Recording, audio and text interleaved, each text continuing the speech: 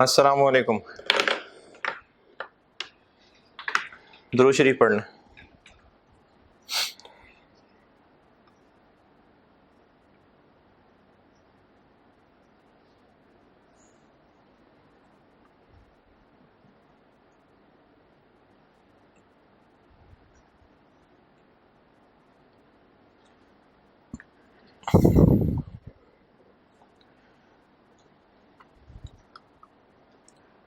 जी, पिछली क्लास में वो सिचुएशन 3 की थी और साइमल्टेनियस इक्वेशन और रिपीटेड डिस्ट्रीब्यूशन।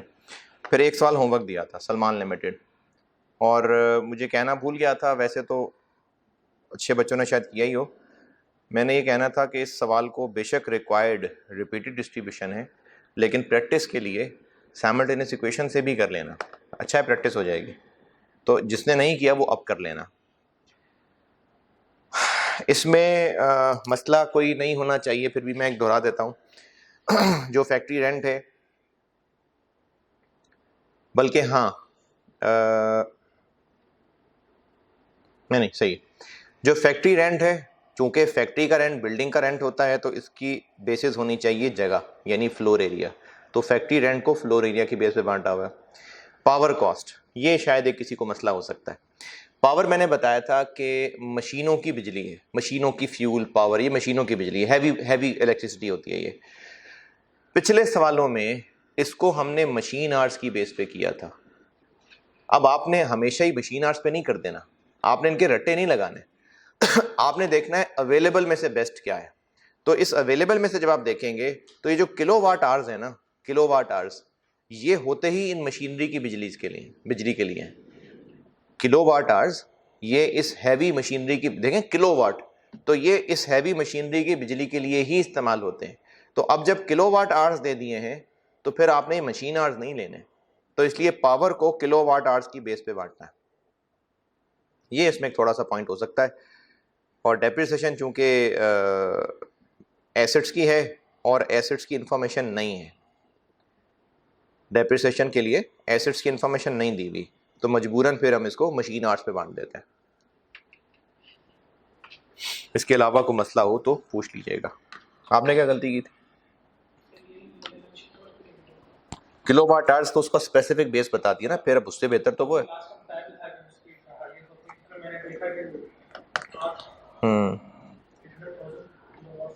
हाँ जी, अच्छा जी, चलें अब चलते हैं आगे। एक छोटा सा रिकैप दे दूं। हमने पढ़ना शुरू किया था ओवरहेड का चैप्टर, जिसमें मैंने इंट्रोडक्शन ये दिया था कि हमें प्रोडक्ट की कॉस्ट पर यूनिट चाहिए, हमें निकालनी है कि प्रोडक्ट का एक यूनिट हमें कितना कॉस्ट करता है। कॉस्ट के होते हैं 3 टुकड़े, डायरेक्ट मटेरियल कॉस्ट है और डायरेक्ट लेबर कॉस्ट है, और साथ उसमें FOH है। मसला क्या आया था? मसला ये आया था कि डायरेक्ट मटेरियल और डायरेक्ट लेबर चूंकि डायरेक्ट है, तो हमें साल के शुरू में, दरमियान में, एंड पे काफ़ी हद तक एक्यूरेटली पता चल सकता है कि एक यूनिट बनाने में कितना डायरेक्ट मटेरियल, कितना डायरेक्ट लेबर लगता है। लेकिन FOH में चूंकि फिक्स खर्चे भी होते हैं, इनडायरेक्ट खर्चे हैं, तो इसको पर यूनिट एक्यूरेट जानना मुनासिब पॉसिबल नहीं होता। एक्यूरेट जानने के लिए हमें साल एंड का इंतजार करना पड़ेगा। साल एंड होगा, टोटल खर्चों को टोटल प्रोडक्शन से डिवाइड करेंगे तो पर यूनिट निकल आएगा। लेकिन साल एंड का हम इंतजार नहीं कर सकते। हमें साल के शुरू में कुछ डिसीजंस करने हैं, हमें बजट्स बनाने हैं, हमें प्राइसिंग डिसीजन करने हैं, तो हमें साल के शुरू में पर यूनिट कॉस्ट चाहिए। मसला कहाँ है? मसला है FOH पर यूनिट का। तो उसके लिए हल ये निकला था कि हम साल के शुरू पे एक OAR कैलकुलेट करते हैं। अगर वो OAR already overhead OAR per unit निकला हुआ है तो ठीक है, OAR पर यूनिट आ गया, ओवरहेड पर यूनिट आ गए। लेकिन अगर वो पर यूनिट की बजाय किसी और बेस पे निकला हुआ है, क्योंकि ज़्यादा बेहतर लिंक बनता था, जैसे मैंने फोटोकॉपीज़ की मिसाल दी थी, AC की मिसाल दी थी।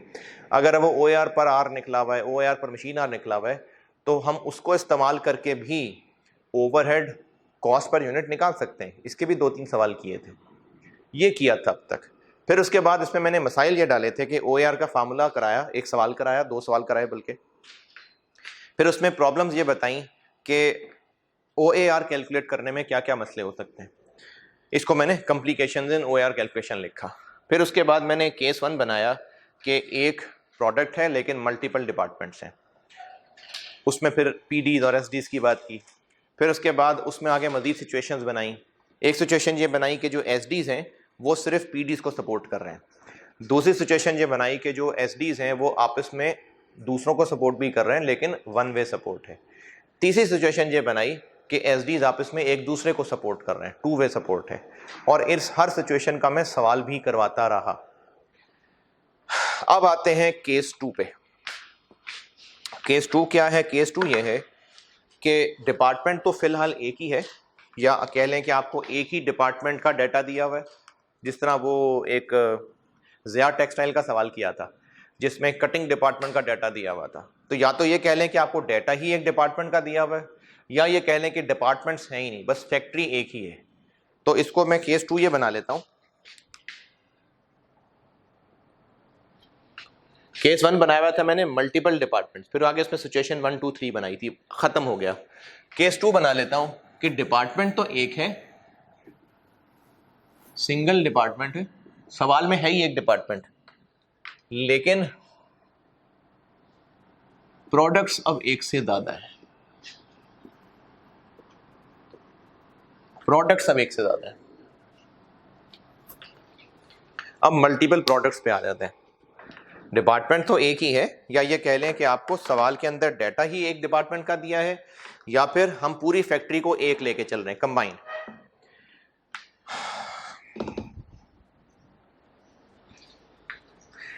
अच्छा, हम लोग OAR कैलकुलेट कर रहे थे और उसके बाद हम लोग OAR से आगे प्रोडक्ट की पर यूनिट कॉस्ट कैसे निकाल रहे थे? क्या किया था? प्रोडक्ट की per unit cost, direct material, direct labour, और एफओएच क्या किया था? उसी OAR को इस्तेमाल कर लिया था। यानी अगर एक मशीन आर का OAR निकला है 20 रुपए, तो हमने पर यूनिट कॉस्ट कैसे निकाली थी? देखा था कि एक यूनिट के लिए कितने मशीन आर लगते हैं, 3 लगते हैं, तो 20 को 3 से मल्टीप्लाई कर दिया था। यानी OAR निकाल के ओवरहेड कॉस्ट पर यूनिट निकाली जा सकती।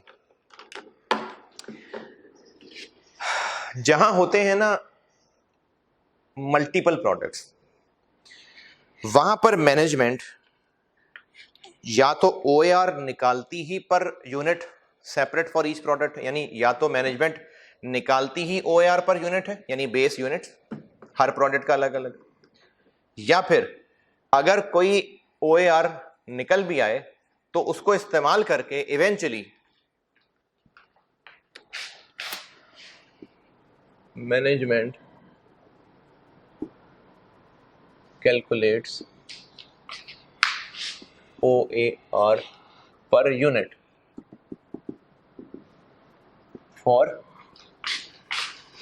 each product।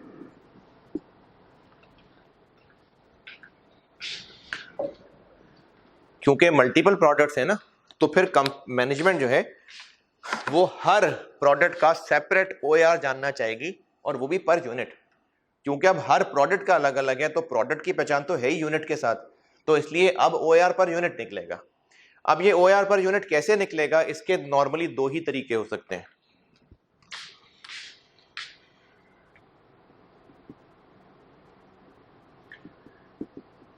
या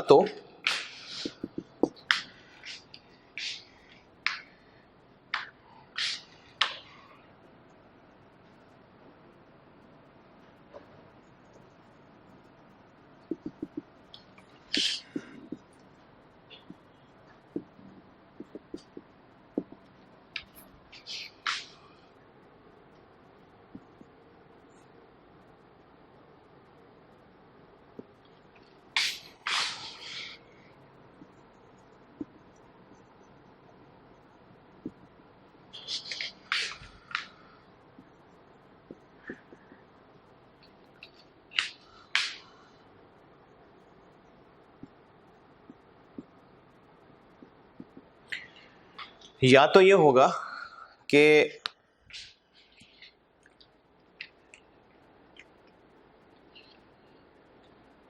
सारे प्रोडक्ट्स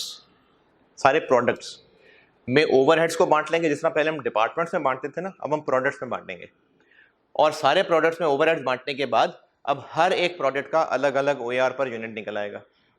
ओवरहेड्स बांट चुके होंगे, हर एक के बजटेड प्रोडक्शन से डिवाइड करते जाएंगे, तो हर एक का OAR पर यूनिट आ जाएगा। या तो ये तरीका होता है, या फिर दूसरा तरीका होता है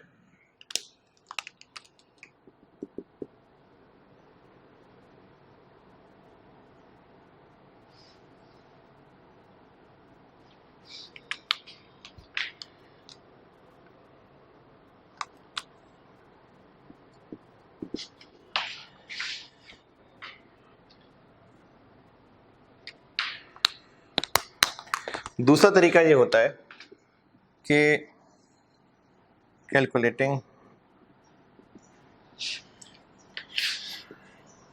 ओ यार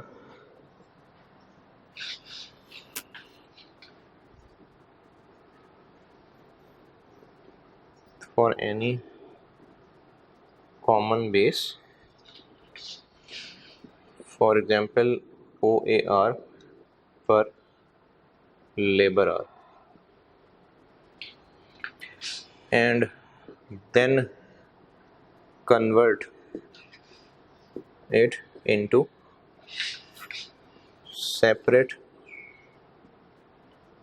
OAR per unit for each product.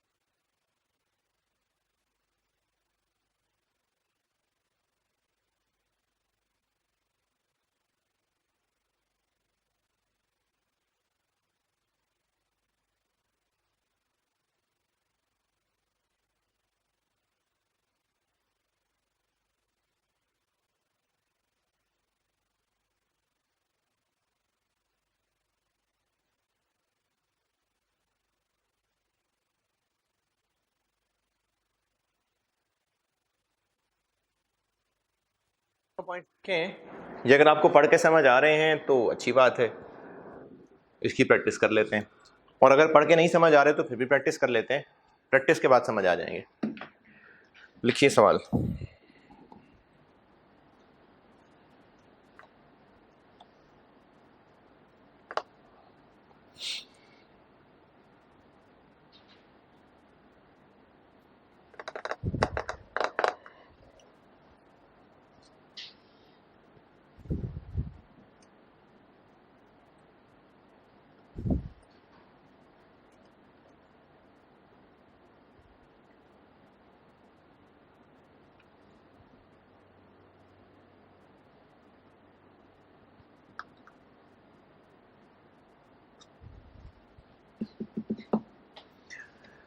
चलें लिखें जी। Total budgeted FOH are as follows. Total budgeted FOH are as follows.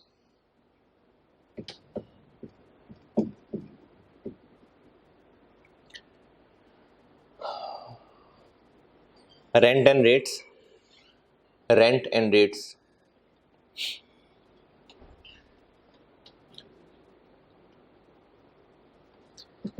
60,000, 60,000।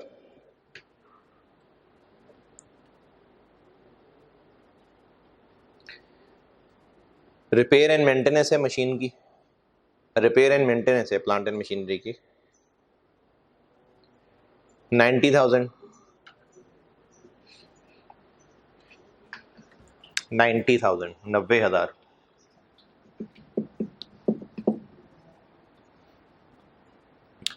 Light and heat है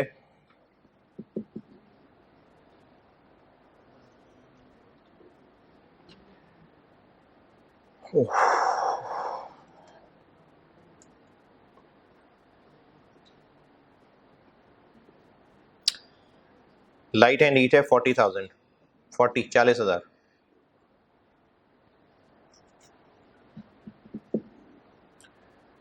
और पावर है 2 लाख।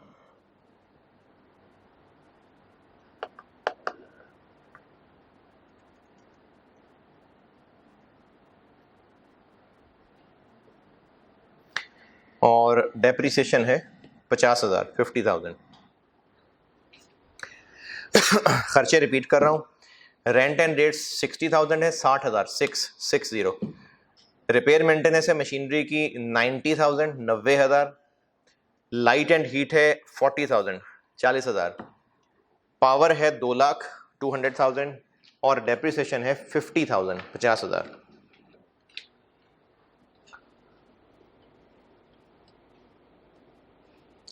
अच्छा, अब लिखना है आपने following product wise information is also available. Following product wise information is also available.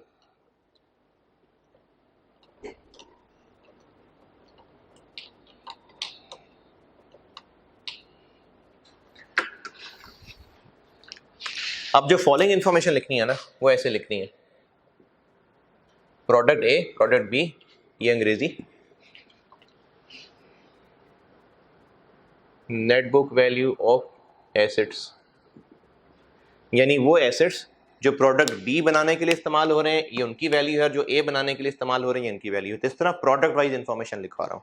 Net book value of assets लिखें 4 लाख और 6 लाख, 400,000 और 600,000।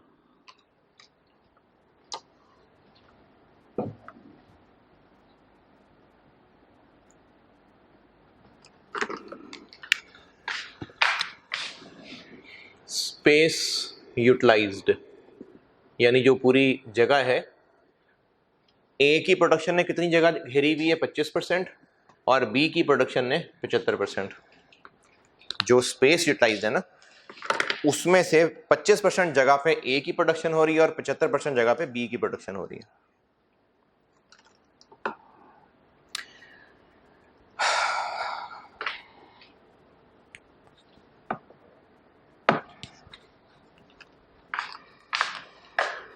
बजटेड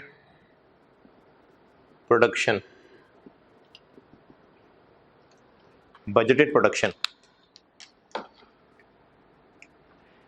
ए के बनाएंगे हम लोग 1,000 यूनिट्स, और बी के बनाएंगे 2,000 यूनिट्स। ये बजटेड प्रोडक्शन है। प्रोडक्ट ए के हमने इरादा किया है कि 1,000 यूनिट्स बनाएंगे, और प्रोडक्ट बी के 2,000 यूनिट्स बनाएंगे।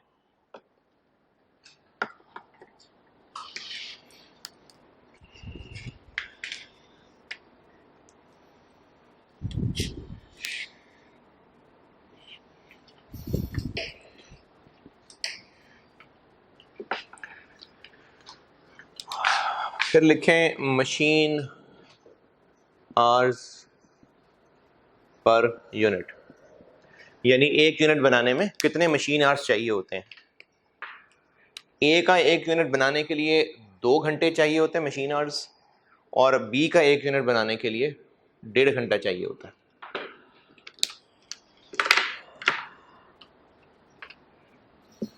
बी का एक यूनिट बनाने के लिए 1.5 घंटा चाहिए होता है, और ए का एक यूनिट बनाने के लिए 2 घंटे चाहिए होता है।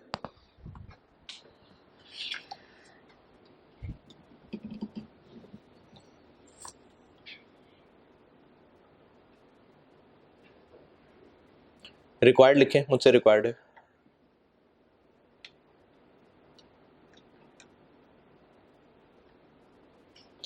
रिक्वायरमेंट 2 है। ए, पहली रिक्वायरमेंट है ए, calculate OAR per unit.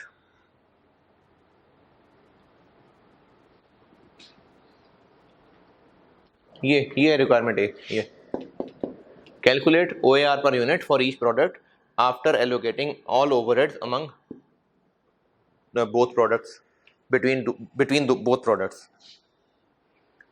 Calculate OAR per unit for each product after allocating all overheads between two products.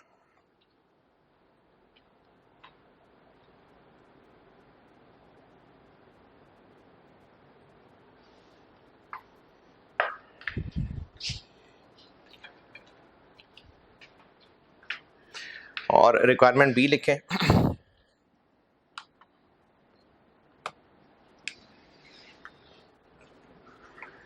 Calculate,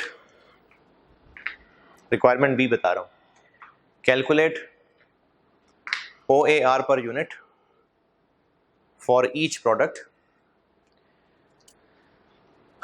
calculate OAR per unit for each product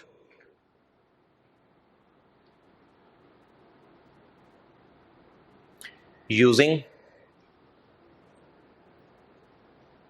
a single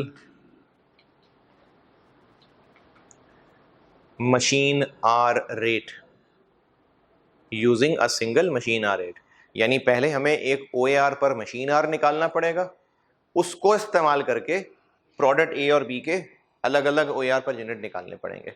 इसके सोल्यूशन से और बेहतरी हो जाएगी अगर अब भी समझ नहीं आया तो।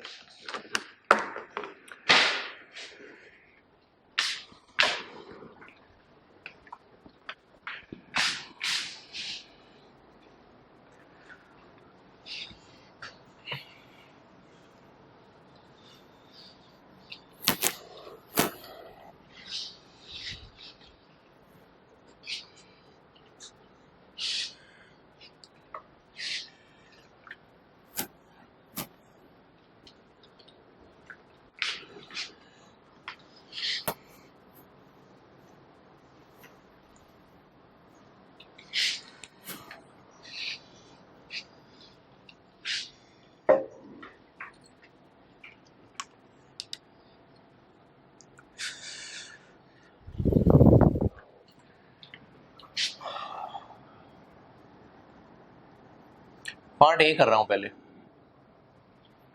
पार्ट ए कर रहा हूं।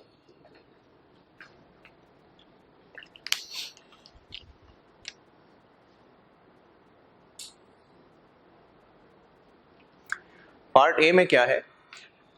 पार्ट ए में ये है कि हमें पहले ओवरहेड्स को प्रोडक्ट्स ए और बी में बांटना है। तो वो जिस तरह पहले डिपार्टमेंट्स में बांटते थे ना, अब ए और बी में बांट रहे होंगे।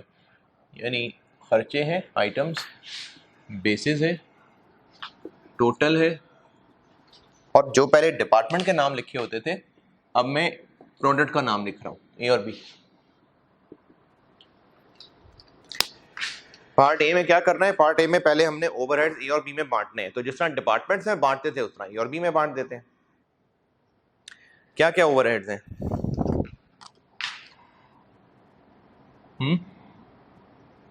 सबसे पहले क्या है? रेंट एंड रेट्स है। कितना है? 60,000। रेंट एंड रेट्स किस बेस पे बांटते होते हैं? इनमें से अवेलेबल में से बेस्ट क्या लग रहा है? जगह का होता है rent, space utilised.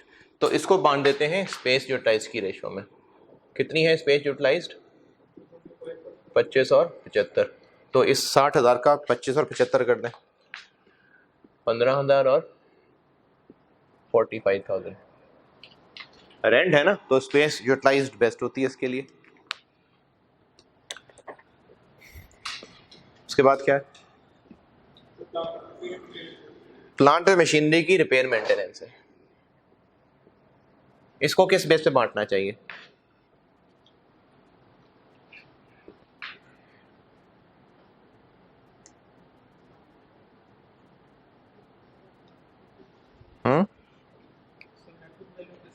Repair maintenance. जो मशीन जितनी ज़्यादा चलेगी उतना ज़्यादा रिपेयर होगी, वो डेप्रिसिएशन है जो नेट बुक वैल्यू पे बांटते हैं। रिपेयर मेंटेनेंस को मशीन आवर्स की रेशियो पे बांटेंगे। मशीन जितनी ज़्यादा चलेगी उतनी ज़्यादा रिपेयर होगी, तो इसको बांटेंगे मशीन आवर्स। मशीन आवर्स दिए में कितने? अच्छा, यहाँ पर ना हो सकता है ये आप में से कई लोगों को पहले ये चीज़ क्लियर हो, लेकिन कुछ को कंफ्यूजन हो सकती है, तो मैं वो क्लियर कर रहा हूँ। मशीन आवर्स दिए हुए हैं, कितने दिए हुए? 2 और 1.5। तो रिपेयर मेंटेनेंस कितना है टोटल? 90,000।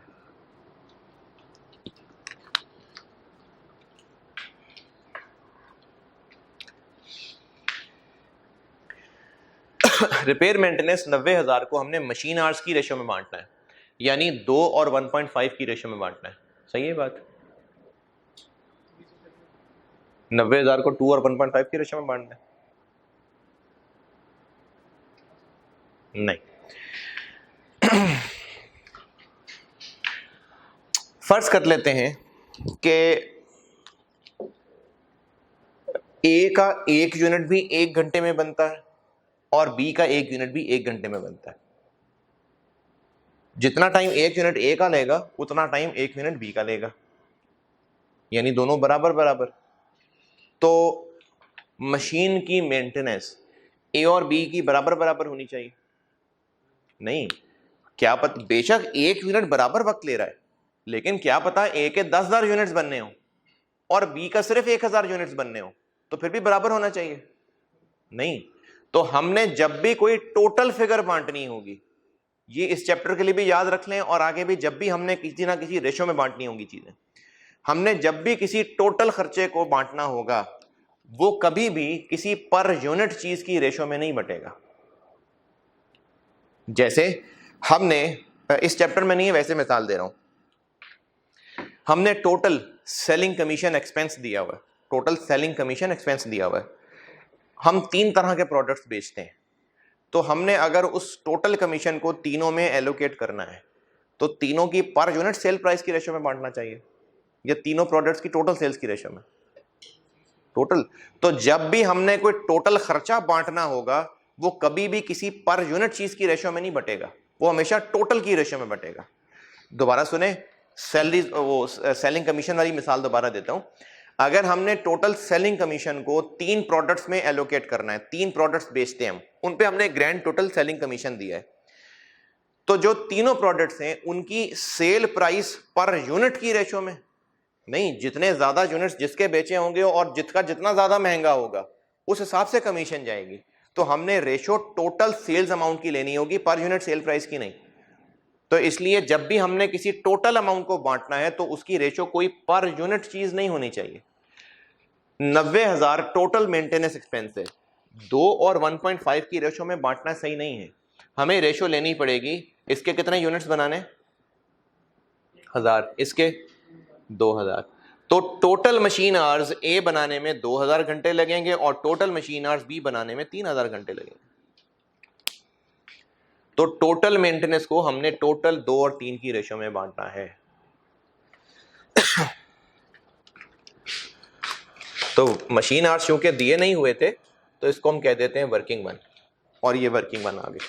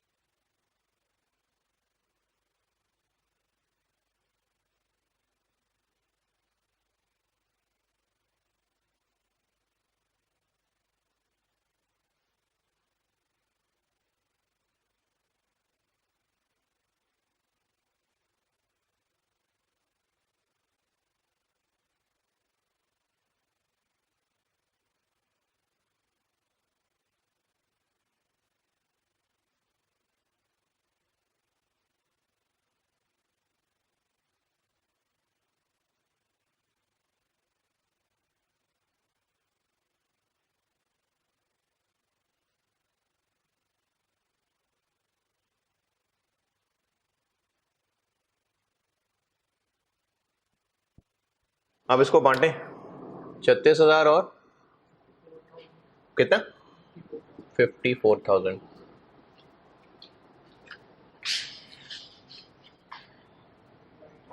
अगला खर्चा क्या है? Light and heat. अच्छा, पंखे लाइटों के लिए क्या अवेलेबल में से बेस्ट है?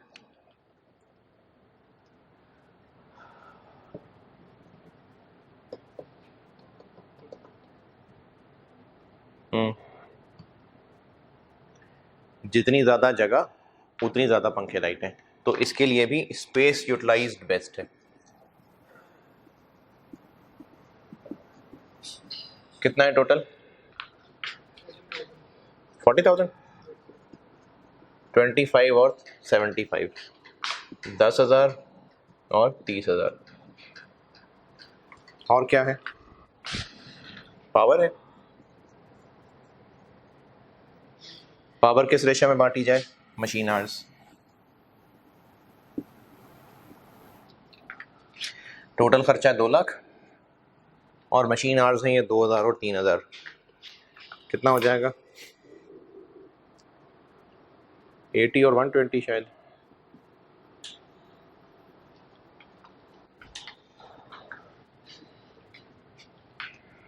फिर है डेप्रिसिएशन। अच्छा, अब डेप्रिसिएशन चूंकि वैल्यू की होती है तो इसको वैल्यू की बेस पे, तो इसको नेट बुक वैल्यू की बेस पे बांट देते हैं। टोटल खर्चा कितना है? 50। नेट बुक वैल्यू की रेशो में बांटें तो 20 और 30। ये हमने सारे खर्चे बांट लिए। ओवरहेड ए और बी में सारे बांट लिए।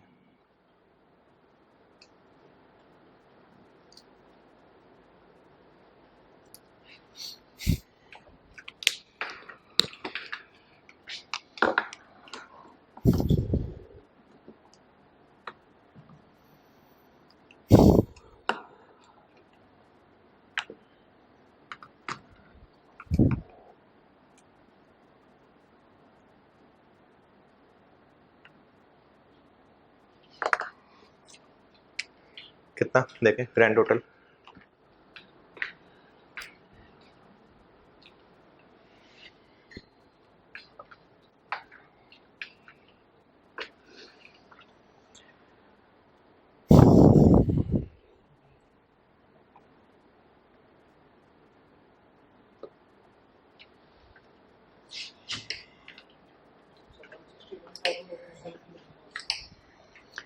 वन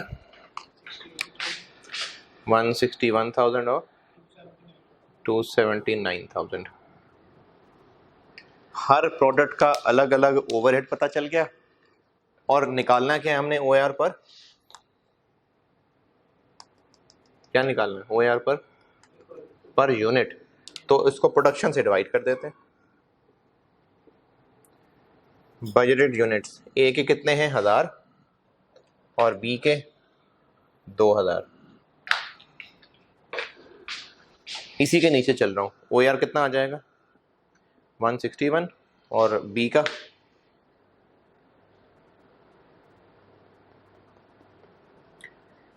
1।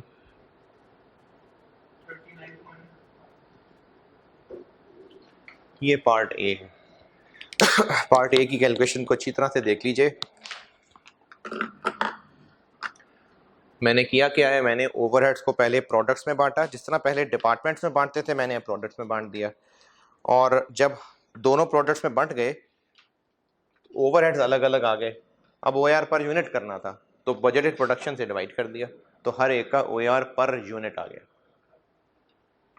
इसको लिख लें, इसको और कर लें। अगर जी जी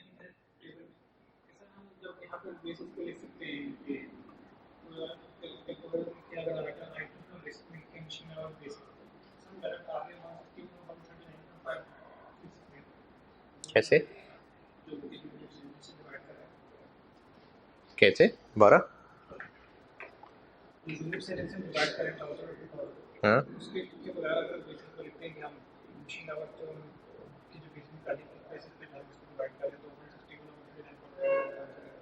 कैसे? ये मैंने किसी रेशो में तो नहीं निकाला, मैंने बजटेड यूनिट्स लिखे हैं नीचे, ये तो दिए हुए थे। ओवरहेड्स निकल आए, हर एक के ओवरहेड्स को उसके यूनिट से डिवाइड कर लिया।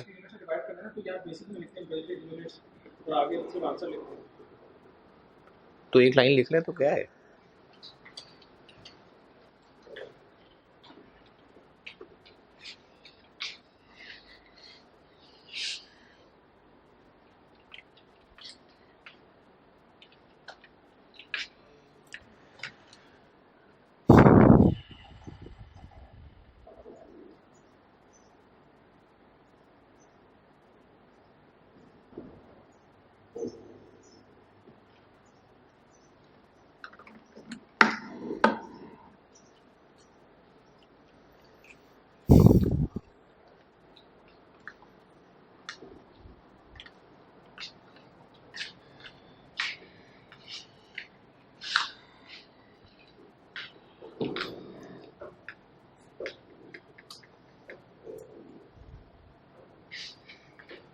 अब आते हैं पार्ट बी पे।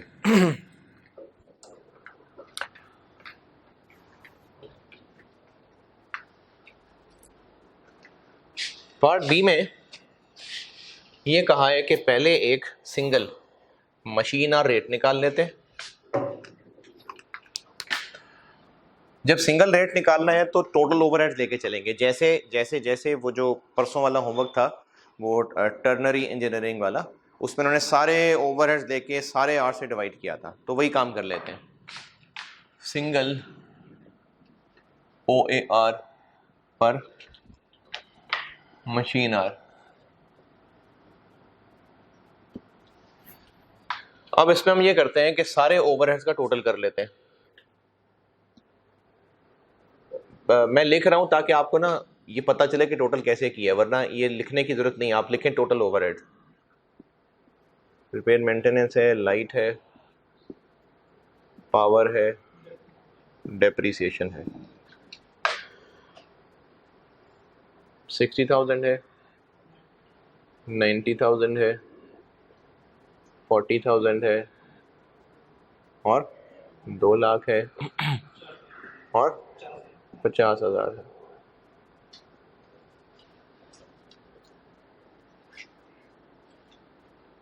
देखिए इनका ग्रैंड टोटल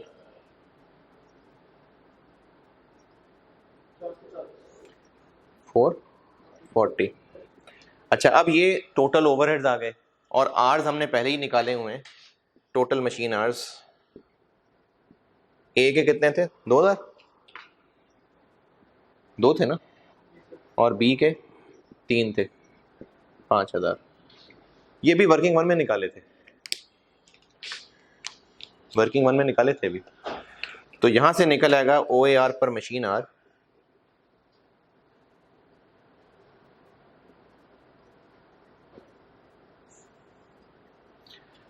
कितना?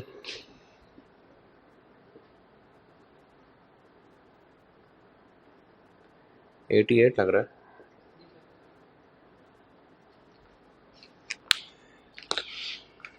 ये हमने ओ ए आर पर मशीन आर निकाल दिया। अभी ए और बी का फर्क नहीं किया, अभी हमने सिंगल ओ ए आर पर मशीन आर निकाला है।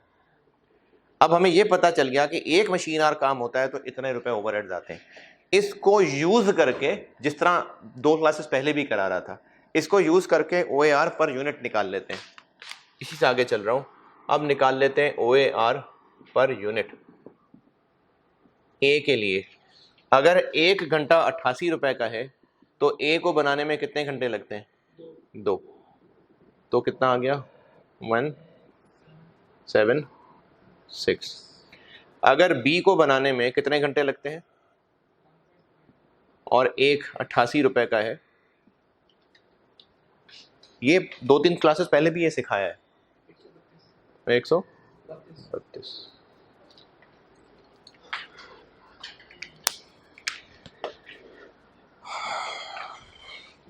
तो अगर मल्टीपल प्रोडक्ट्स हैं तो फिर एक तरीका ये हो सकता है कि कोई एक सिंगल ओआर लेके उससे प्रोडक्ट वाइज ओआर बना लिया जाए, या फिर ओवरहेड्स ही प्रोडक्ट वाइज बांट दें और उससे फिर ओआर पर यूनिट निकाल लिया जाए। ये 2 ही शक्लें हो सकती हैं।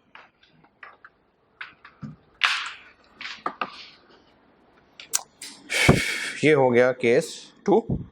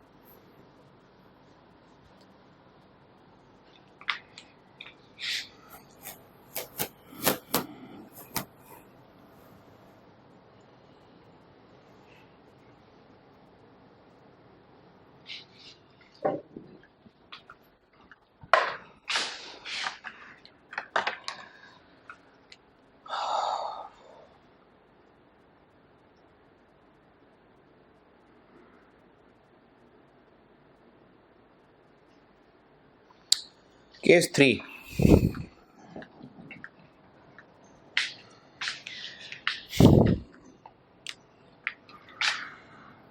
केस 3 ये है कि डिपार्टमेंट्स भी मल्टीपल है और प्रोडक्ट्स भी मल्टीपल है।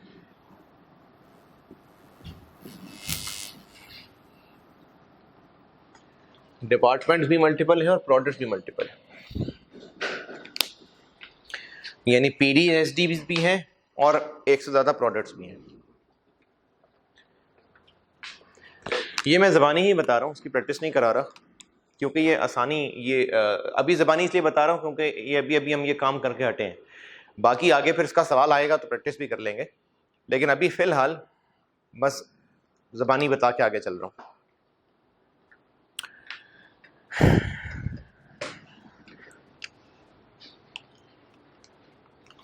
केस 1 में क्या किया था?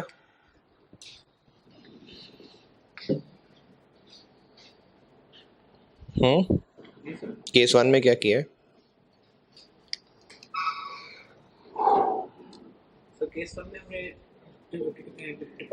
हमने सारे ओवरहेड्स को पीडीज में बांटा था, फिर उसके बाद एसडी से भी पीडीज में ले आए थे। केस 2 में क्या किया था? डिपार्टमेंट एक ही था लेकिन प्रोडक्ट्स एक से ज़्यादा थे, तो हमने जो डिपार्टमेंट, या तो कह लें कि एक ही डिपार्टमेंट था या आपको सवाल में डाटा ही एक डिपार्टमेंट का दिया हुआ था, जिस तरह वो मैंने जिक्र किया था कटिंग डिपार्टमेंट वाला, ज़िया टेक्सटाइल वाला सवाल। तो या तो आपको सवाल में डिपार्टमेंट ही एक दिया हुआ था या वैसे ही डिपार्टमेंट एक ही था, यानी फैक्ट्री बस एक थी। तो केस 2 में क्या किया था कि हमने प्रोडक्ट वाइज ओआर निकाला था। दो तरीकों से निकाला था, या तो पहले कोई एक कॉमन ओआर निकाल लिया था, उसको बाद में इस्तेमाल करके प्रोडक्ट ओआर पर यूनिट कर लिया था, या फिर हमने उस डिपार्टमेंट के खर्चों को ए और बी में बांट दिया था, उसके बाद पर यूनिट निकाला था। ये जो अभी दो सवाल किए। केस 3 ये बनाया मैंने कि डिपार्टमेंट भी एक से ज़्यादा हैं और प्रोडक्ट्स भी एक से ज़्यादा हैं।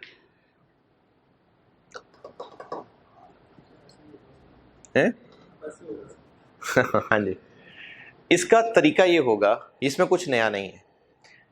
पहले आप इसको केस 1 की तरह सॉल्व करेंगे, यानी पहले आप प्रोडक्ट्स को भूल जाएंगे, पहले आप टोटल ओवरहेड्स को पीडीज एसडीज और फिर एसडीज से होते हुए पीडीज तक लाएंगे। यानी पहले आपका सवाल, जो अभी हम केस 1 में नहीं कर रहे थे, पूरा एक टेबल बनाते थे, प्राइमरी अपोर्शनमेंट, उसके बाद सेकेंडरी अपोर्शनमेंट, बिल्कुल एंड पे आके बिल्कुल जो ओवरहेड्स का टोटल आ जाता था, वहां आकर हम ये वर्किंग का एक पड़ाव आ जाएगा। अब क्या हमारे पास हल आएगा कि सारे ओवरहेड्स हर पीडी में अलग अलग आ गए?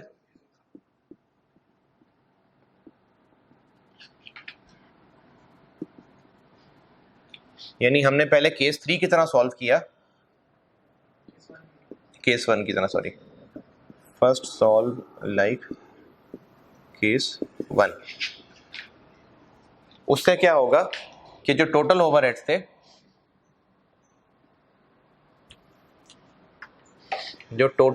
थे, वो इन 3 में डिवाइड हो गए using primary and secondary apportionment.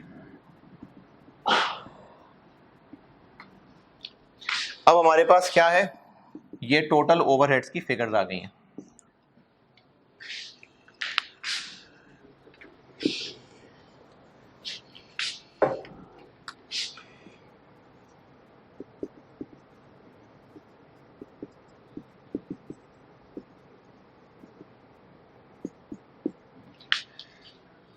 पहले क्या करेंगे? पहले हम केस 1 की तरह सवाल सॉल्व करेंगे। क्या करेंगे? सारे ओवरहेड्स को वो प्राइमरी सेकेंडरी अपोर्शनमेंट करने के बाद पीडीज में ले आएंगे। अब हमारे पास ये टोटल ओवरहेड्स आ गए। ये वो जो सवाल के अंदर हम बस 2 लाइनें रह जाती थी ना, बेस लिखते थे और नीचे ओआर लिखते थे, बस उससे ऊपर तक ये वो जो ओवरहेड्स का रुपीस वाला टोटल था ना, यहां तक हम पहुंच गए। अब इसके बाद ये 3 केस 2 वाले सवाल बन गए। केस 2 क्या था, एक डिपार्टमेंट था, उसको ए और बी में बांटना था। अब ये 3 सवाल बन गए, इसको ए बी में बांटेंगे, इसको ए बी में बांटेंगे, इसको ए बी में बांटेंगे। अगर ये टेस्ट होगा तो फिर वो डाटा कम होगा ना, फिर वो 50 एक्सपेंसेस नहीं बांटने होंगे, फिर शायद सिर्फ टोटल दिए होंगे और सेकेंडरी अपॉर्चनमेंट ही करनी होगी सिर्फ, तो फिर वहां टाइम बचेगा। अब क्या करेंगे, अब ये केस 2 की तरह सॉल्व होगा, केस 2 के 3 सवाल। कैसे, इसको ए और बी में बांटेंगे, इसको ए और बी में बांटेंगे, इसको ए और बी में बांटेंगे। अच्छा, और अब प्रोडक्ट ए की टोटल ओवरहेड कॉस्ट क्या बन रही होगी, कैसे निकालें? अगर प्रोडक्ट ए की अब टोटल ओवरहेड पर यूनिट देखना चाहें तो, अगर अब पूछा जाए कि प्रोडक्ट ए की टोटल ओएआर पर यूनिट कितना है या टोटल ओवरहेड पर यूनिट कितना है, तो प्रोडक्ट ए का टोटल कितना है? This plus this plus this, तीनों डिपार्टमेंट से टुकड़े आ रहे हैं ना, तो इन तीनों को मिलाएंगे तो ये ए टोटल बनेगा। इसी तरह बी की टोटल अगर ओवरहेड पर यूनिट देखनी हो तो this plus this plus this. तो अगर सवाल मल्टीपल डिपार्टमेंट और मल्टीपल प्रोडक्ट्स का है तो फिर वो इस तरह से सॉल्व होगा। कैसे, पहले आप इसको केस 1 की तरह सॉल्व करें, जब ओवरहेड्स का टोटल आ जाए पीडीज में, उसके बाद अब ये केस 2 के 3 सवाल बन गए, हर एक को ए और बी में बांटे।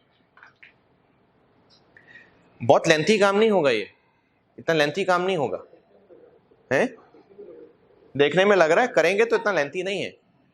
जो केस 1 के हमने फुल फ्लैश सवाल किए थे ये उससे कम पोर्शन होगा, जो अभी केस 2 का फुल फ्लैश सवाल किया था ये उससे कम पोर्शन होगा। ये बहरहाल जब इसकी प्रैक्टिस करेंगे आगे और पढ़ा लूँ ना फिर सवाल करेंगे तो ये हो जाएगा कवर, ये मुश्किल काम नहीं है। जिस तरह केस 1 सॉल्व किया था यहां तक वैसे पहुंचेंगे, फिर उसके बाद अब ये केस 2 के 3 सवाल बन गए। अच्छा, अगर बात मैं कर रहा हूं शायद समझ आ जाए, इसको ए और बी में बांटना है। अभी जो सवाल मैंने किया था उसमें क्या कहा था हमने, रेंट को ए और बी में बांटा, पावर को ए और बी में बांटा, डेप्रिसिएशन को ए और बी में बांटा, वो नहीं करना। अब तो टोटल आ गया हुआ है, अब इस टोटल फिगर को बस टोटल ही ए और बी में बांटना है। हो सकता है 40-60 में बांटना हो, 30-70 में बांटना हो, तो एक लाइन में बढ़ जाएगा। ये कोई लंबा काम नहीं होगा। लेकिन केस 2 वाली बात बन गई ना कि हमने एक डिपार्टमेंट को मल्टीपल प्रोडक्ट्स में बांटना है, इसलिए मैं इसको केस 2 कह रहा हूं। ये 2 लाइनों में हो जाएगा काम, फिर से फुल फ्लैश सवाल नहीं होगा, ये आसान है, 2 लाइनों में सॉल्व हो जाएगा। और अब अगर यहां से प्रोडक्ट ए के टोटल ओवरहेड कॉस्ट जानना चाहें तो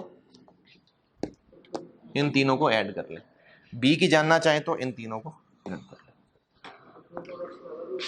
2 से ज्यादा भी हो सकते हैं, लेकिन इतने ज्यादा इसलिए नहीं होते क्योंकि ये सवाल पेपर में 10-12 नंबर, इससे ज्यादा का नहीं है, तो इसलिए इतने ज्यादा प्रोडक्ट नहीं होंगे हैं।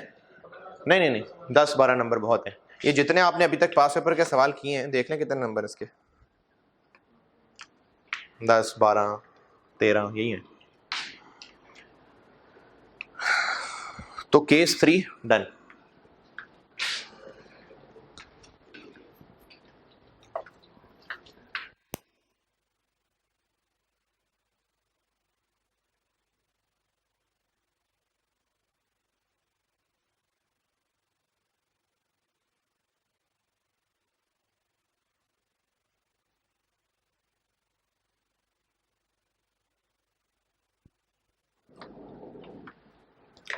ये नोट कर लें, फिर मैं आगे चलता हूं।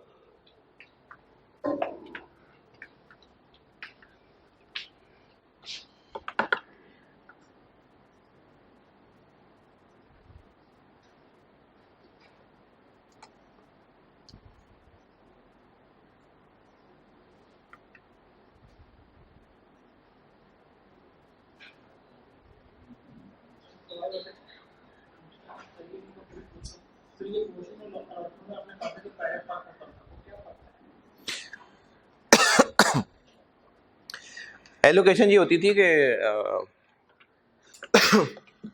कि हमारे पास किसी ना किसी तरह रिकॉर्ड मौजूद है कि ये जो टोटल मटेरियल, इनडायरेक्ट मटेरियल खर्चा आया है इसमें से डिपार्टमेंट ए का कितना है, बी का कितना है, सी का कितना है। किसी तरह से एलोकेशन हो सकती है, कोई किलो लिखे हुए हैं या किसी तरह से रिकॉर्ड मौजूद है। स्टेशनरी इशू की है तो रिकॉर्डेड है कि कौन सी स्टेशनरी किसकी, ये एलोकेशन है।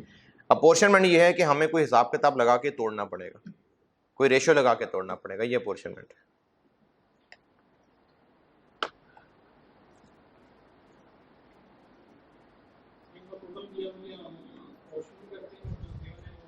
जी जी बिल्कुल।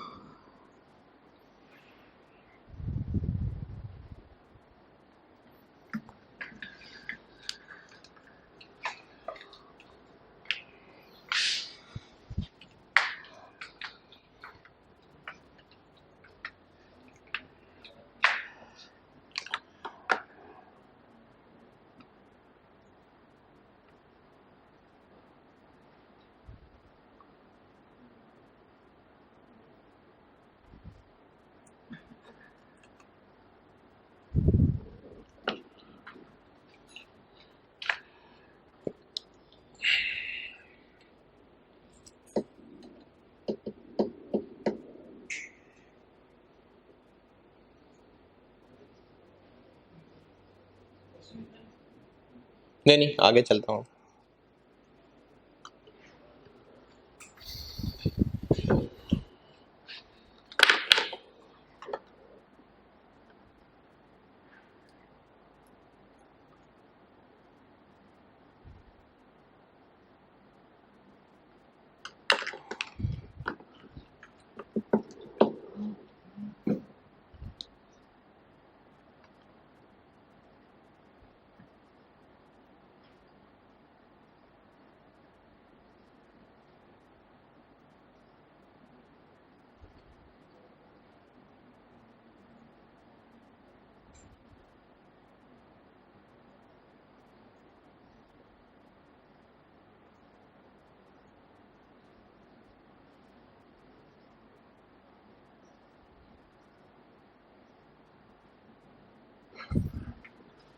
नोटेड।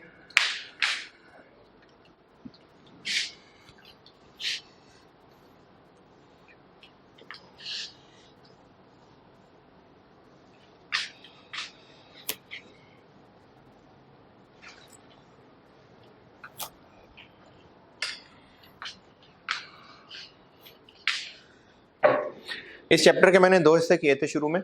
एक किया था कि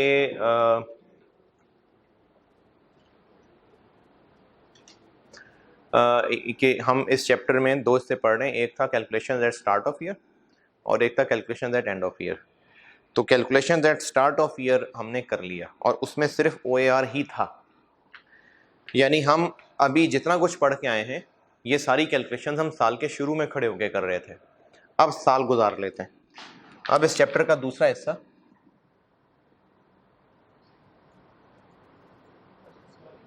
है, वो इसके साथ मिक्स होके आ जाएगा, आगे कवर हो जाएगा वहां पर। अब इसका दूसरा हिस्सा जहां पर हम लोग calculations at end of year करने लगे। अब हम लोग साल के एंड पे आ चुके होंगे।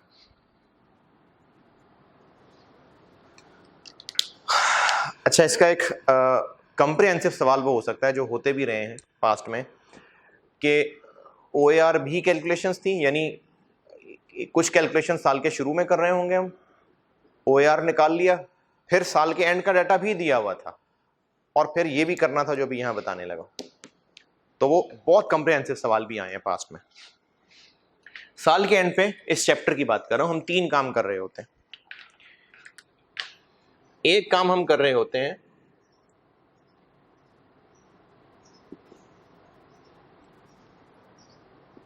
डिपार्टमेंट वाइज या प्रोडक्ट वाइज, जैसे हमने पहले सीखा actual overheads are calculated.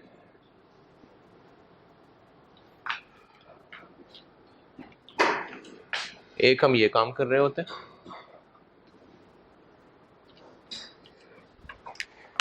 Year and पे हम 3 काम कर रहे होंगे। एक हम निकाल रहे होंगे डिपार्टमेंट वाइज या प्रोडक्ट वाइज एक्चुअल ओवरहेड्स, ये भी तो निकालना ही है ना। अब साल गुजर गया है, अब हमें एक्चुअल डाटा पता होना चाहिए।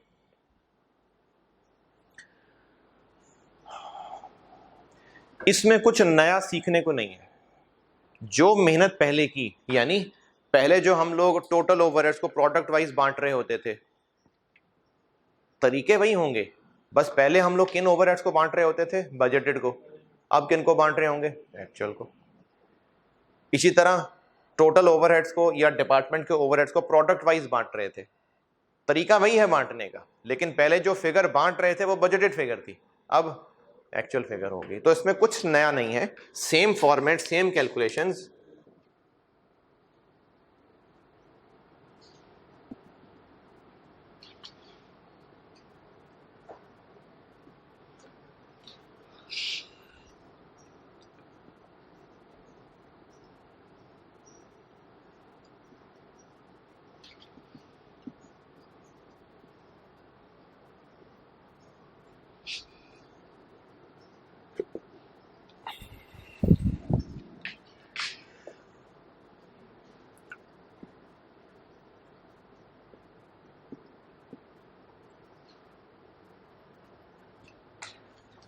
अब सिर्फ इतना होगा कि हम एक्चुअल ओवरहेड्स और एक्चुअल डाटा यूज कर रहे होंगे। एक्चुअल ओवरहेड्स तक नहीं लिमिट रहता है, एक्चुअल डाटा कह देता हूं।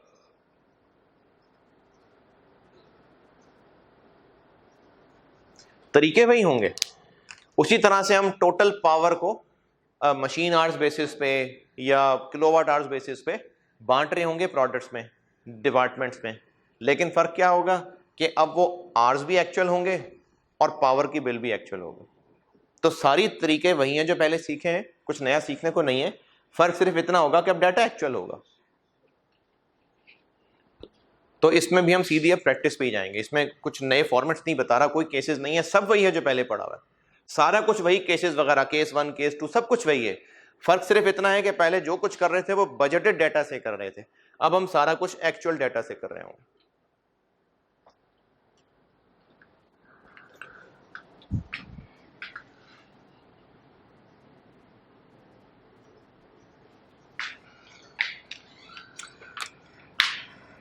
दूसरी कैलकुलेशन जो साल के एंड पे होती है वो होती है अप्लाइड ओवरहेड्स। ये वो कैलकुलेशन है जो साल के एंड पे की जाती है। एक कैलकुलेशन होती है एक्चुअल, एक अप्लाइड की कैलकुलेशन होती है। अप्लाइड ओवरहेड्स कैलकुलेट होते हैं। अप्लाइड का कॉन्सेप्ट समझ लें, आसान सा है, मुश्किल नहीं है। अप्लाइड का कॉन्सेप्ट ये है, ये जो यहां गंदमंद मचा रहा हूं ये चाहे ना लिखना, हमने OAR रखा हुआ था कि 20 रुपए पर यूनिट है। क्या इंटरप्रिटेशन है इसकी कि 1 यूनिट बने तो कितने ओवरहेड्स खर्च होने चाहिए, 20। अब एक्चुअल डाटा ये है फॉर द ईयर के 5000 यूनिट्स बने और जो ओवरहेड्स एक्चुअल खर्च हुए वो हुए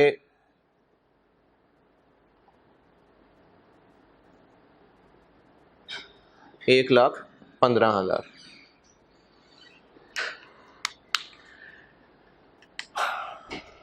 एक्चुअल FOH 1,15,000। 5,000 यूनिट्स बने और एक्चुअली इतने ओवरहेड्स खर्च हुए। हमने जो OAR सोचा था उसके मुताबिक अगर 5,000 यूनिट्स बनते तो कितने ओवरहेड्स होने चाहिए थे, इसको अप्लाइड ओवरहेड्स कहते हैं। दोबारा, 5,000 यूनिट्स एक्चुअली बने, इनको बनाने के लिए जो एक्चुअल ओवरहेड्स आए वो 1,15,000 है। ये है एक्चुअल FOH। जो हमने सोचा हुआ था साल के शुरू पे 20 रुपए पर यूनिट, उस हिसाब से 5,000 यूनिट्स बनते तो कितने ओवरहेड्स होने चाहिए थे, कितने होने चाहिए थे, 5,000 इंटू 20 कितने, 1,00,000। ये अप्लाइड ओवरहेड्स है। अप्लाइड ओवरहेड्स हैं जो ओवरहेड्स होने चाहिए थे for actual production.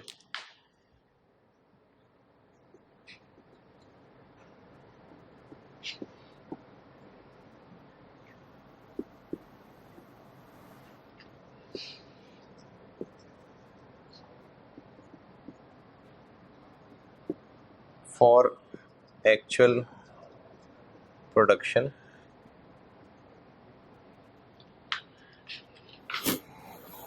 Based on OAR। ये वो ओवरहेड्स हैं जो इनकर होने चाहिए थे एक्चुअल प्रोडक्शन के लिए OAR की बेस पे, और इसका फार्मूला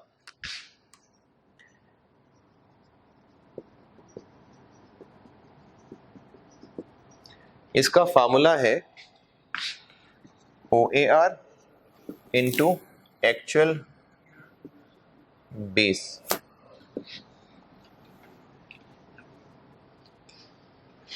एक्चुअल बेस से क्या बना दे, अगर OAR rupees per labour our था तो इनटू एक्चुअल लेबर आवर्स, अगर ये OAR पर मशीन आवर था तो इनटू एक्चुअल मशीन आवर्स, अगर ये था 50% ऑफ डायरेक्ट लेबर कॉस्ट तो 50% into actual direct labour cost. ये जो आंसर आएगा ये अप्लाइड है। ये अप्लाइड क्यों निकाला जाता है इसका अगले चैप्टर्स में आएगा इस्तेमाल, ये अगले चैप्टर्स में हम करेंगे कि अप्लाइड निकालते ही क्यों है। ये आगे ना डबल एंट्रीज वाले चैप्टर पढ़ाऊंगा, प्रोसेस कॉस्टिंग है, उनमें हम ये सीखेंगे कि अप्लाइड का काम होता क्या है। होता है कुछ काम, अभी इस चैप्टर में इसकी कैलकुलेशन काफी है।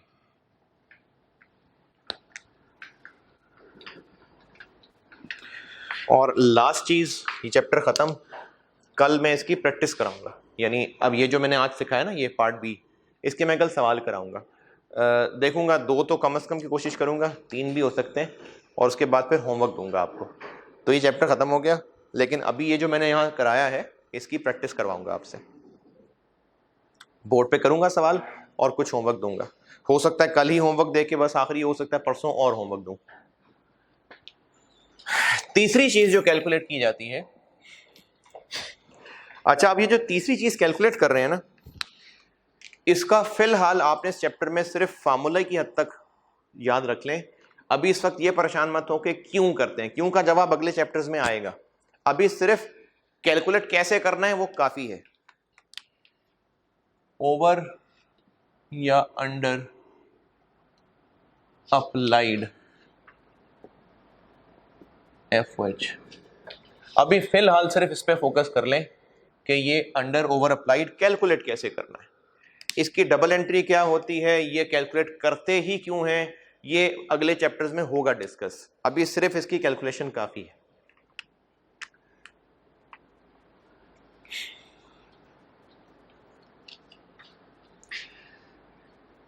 इस मिसाल में ये जो मैंने यहां लिखी है, अप्लाइड FH कितने, 1 लाख। कैसे, 5000 यूनिट बने तो 20 रुपए के हिसाब से 1 लाख ओवरहेड्स खर्च होने चाहिए थे, ये अप्लाइड है। जबकि एक्चुअली 1,15,000 हुए, तो अप्लाइड इससे कम है कि ज्यादा है, कितने होने चाहिए थे, 1 लाख, एक्चुअली 1,15,000 हो गए, तो अप्लाइड कम है कि ज्यादा है, कम है। इस कितने कम है, 15,000, इसको बोलते हैं अंडर अप्लाइड एफएच। और 1 लाख होने चाहिए थे, ये 90,000 हुए होते, तो 10,000 को बोलेंगे ओवर अप्लाइड। तो अंडर या ओवर अप्लाइड डिफरेंस है अप्लाइड और एक्चुअल का। इस डिफरेंस को अंडर ओवर अप्लाइड कहते हैं। और ये सिंपल सी अंग्रेजी से मतलब समझ आ रहा है, अप्लाइड ज्यादा है तो ओवर या अंडर, ओवर अप्लाइड है, अप्लाइड इससे कम है तो अंडर अप्लाइड।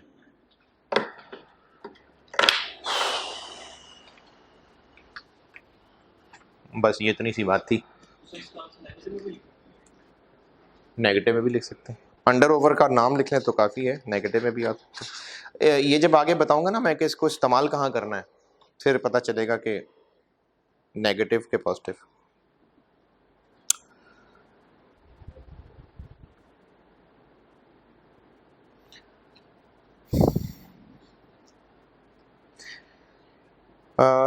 लास्ट टाइम जुल्म के ऊपर कर रहा था मैं बात, उसी हवाले से सही बुखारी की एक रिवायत है, नबी करीम सल्लल्लाहु अलैहि वसल्लम ने फरमाया जिसने किसी ज़मीन में से कुछ भी नाहक ले लिया, यानी जो हक नहीं बनता, जिसने किसी ज़मीन में से कुछ भी नाहक ले लिया तो क़यामत के दिन इसे 7 ज़मीनों तक धंसाया जाएगा। जिसने किसी ज़मीन में से कुछ भी नाहक लिया जो आपका हक नहीं बनता, तो क़यामत के दिन उसे 7 ज़मीनों तक धंसाया जाएगा। अगली क्लास में मुलाकात होगी इंशाअल्लाह। अल्लाह हाफ़िज़।